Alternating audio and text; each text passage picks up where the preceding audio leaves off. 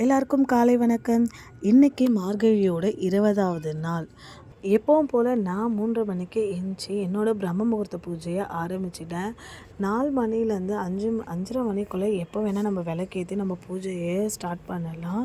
நான் ஒரு 4:30க்கெலாம் விளக்கேற்றி பூஜையை ஸ்டார்ட் பண்ணிடுவேன்.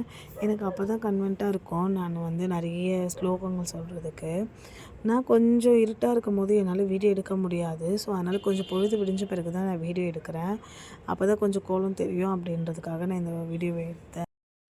நிறைய பேர் காலையிலேயே வீடியோ எடுப்பாங்க, இல்லை கோலம் போடும்போது வீடியோ எடுப்பாங்க. நான்லாம் கோலம் போட்டு முடிச்சுட்டு அது கோவிலுக்கெலாம் போயிட்டு வந்துட்ட பிறகு தான் இந்த வீடியோ எடுத்தேன். ஏன்னா இருட்டாக இருந்தது, வீடியோ ஃப்ளாஷ் வச்சு எடுக்க முடியல.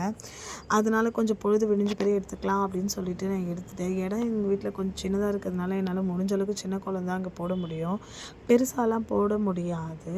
பிரம்ம முகூர்த்த பூஜை பண்ணுறதுனால முடிஞ்ச அளவுக்கு சிம்பிளான கோலம் போட்டுட்டு நான் பூஜையை ஸ்டார்ட் பண்ணிவிடுவேன். எப்பவும் போல் மேலே நான் தாமரை கோலம் தான் போடுவேன். இது 20வது தாமரை கோலம் என்னுடையது.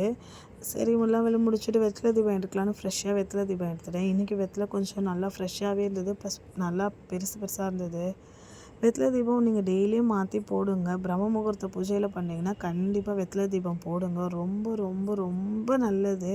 நீங்கள் ஒரு தீபம் ஏற்றிட்டே வேண்டுறது மிகவும் சிறப்பான விஷயம். நீங்கள் அதை ட்ரை பண்ணி பார்த்துருங்க. அதுக்கப்புறம் நான் எல்லாமே முடிச்சுட்டு முருகருக்கு பூ அலங்காரம்லாம் பண்ணி முடிச்சிட்ட பிறகு வேலுக்கு அபிஷேகம் பண்ணேன்.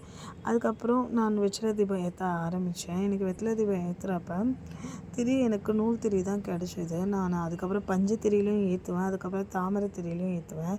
உங்களுக்கு நீங்கள் எத்தனை விளக்கு ஏற்றினாலும் இல்லை எந்த விளக்கு ஏற்றினாலும் ஒரு காமாட்சி விளக்கு ஏற்றினா கூட அதில் பச்சை கற்பூரம் போட்டு ஏற்றுங்க.